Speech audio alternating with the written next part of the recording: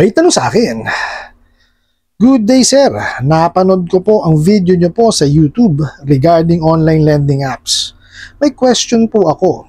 What if po above 10k po ang loan amount sa isang loan app? Sakop pa din po ba ito ng ceiling of interest rate memorandum po ng BSP?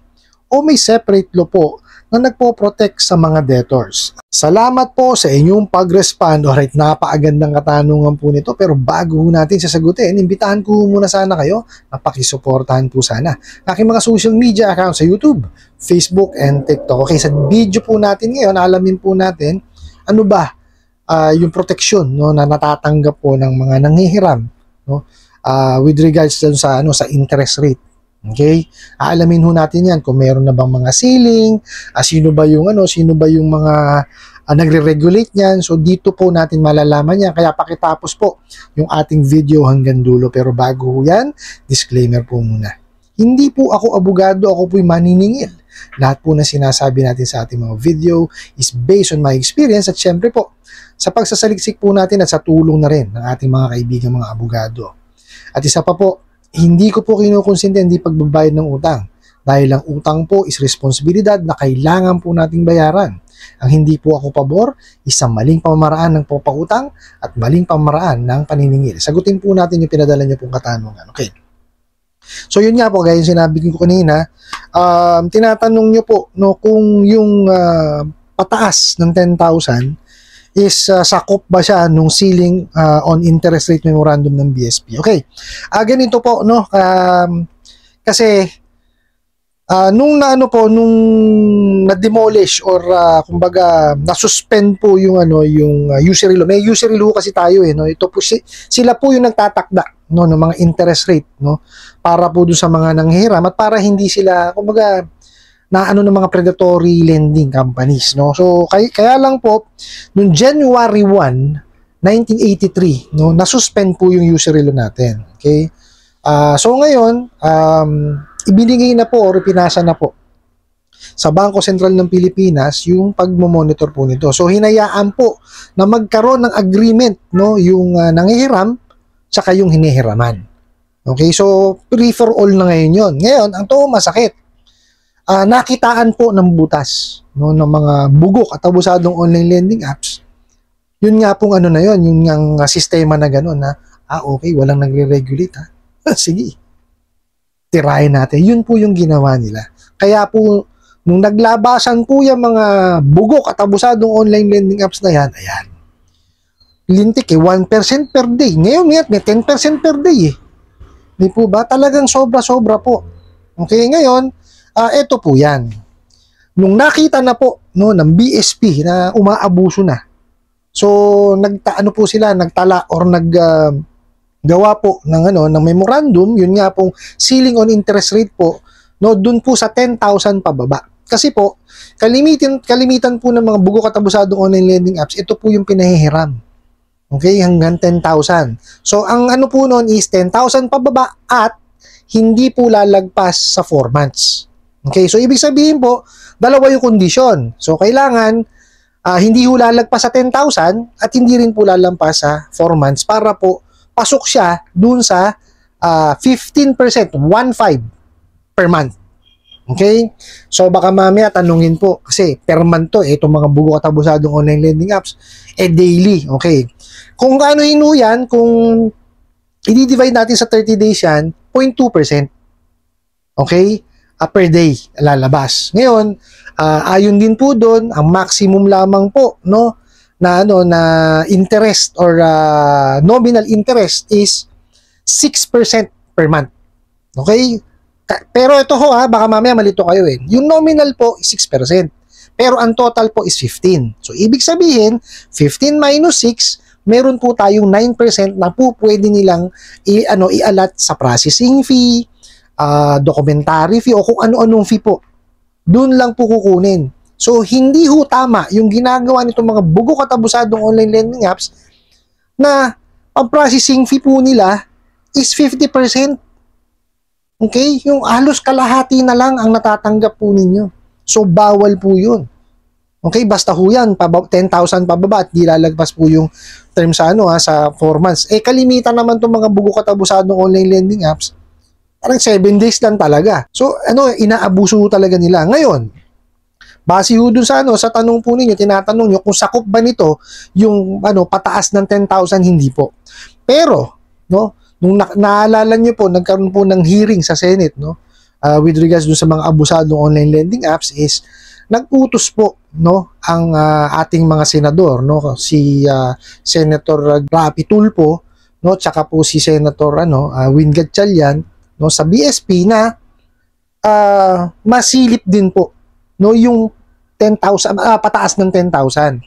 So ngayon po definitely yan ina-actionan na po ng ng BSP, kasi hindi naman po pwedeng basta-basta lang na magse-set ng interest rate, hindi po. Dapat yan pag-aralan.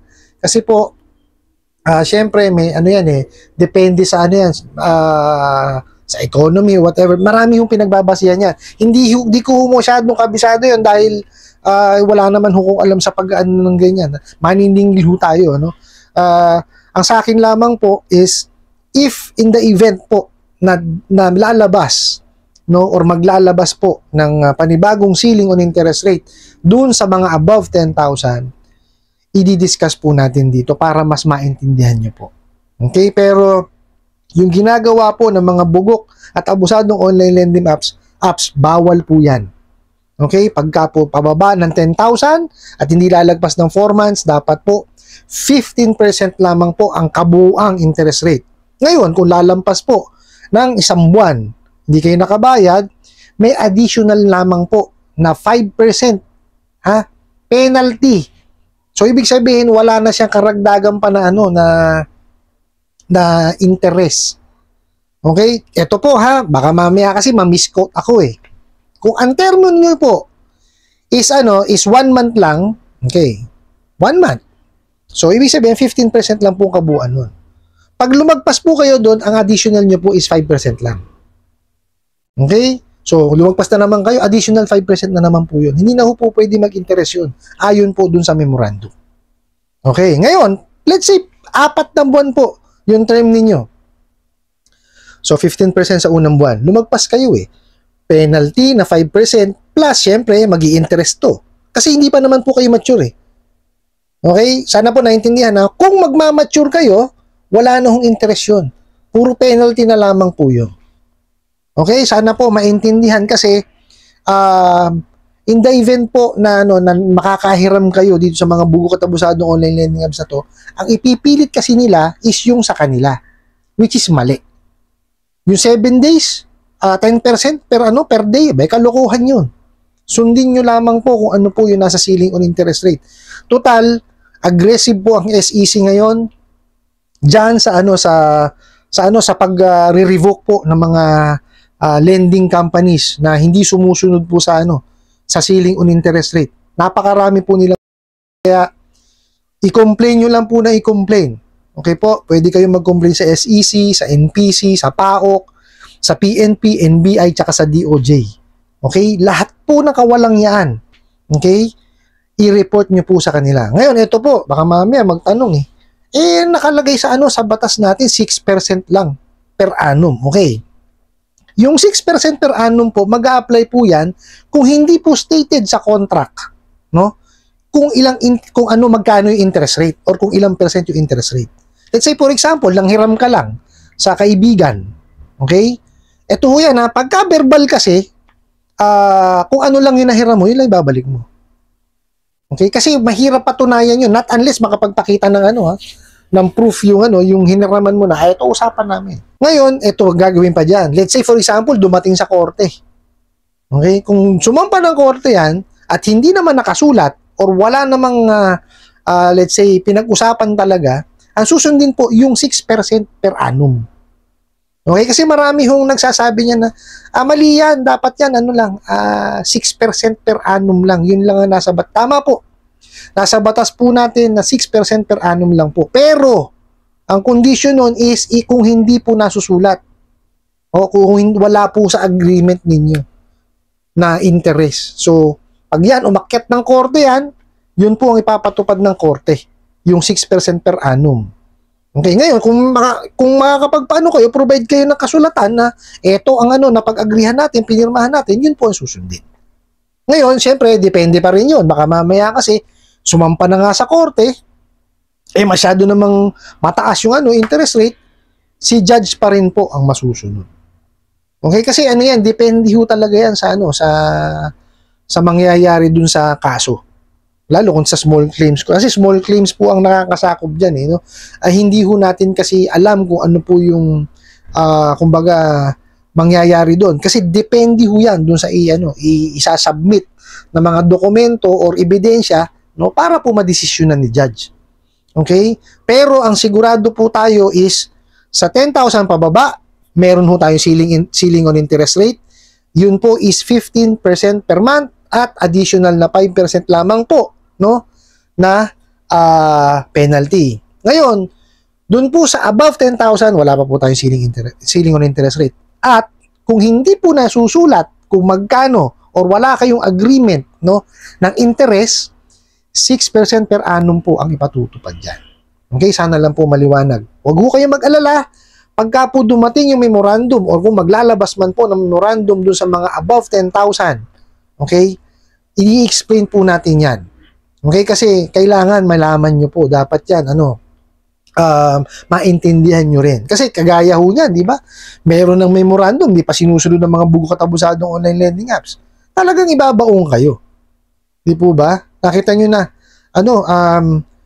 walang yaan na, yung paniningil nila, ganyan pa sila talagang ibabaon ho kayo niya mga yan. Kaya ako, lagi ko sinasabi sa inyo, huwag niyo ho silang tangkilihin. Kasi masakit lang ho sa ulo yung mga yan.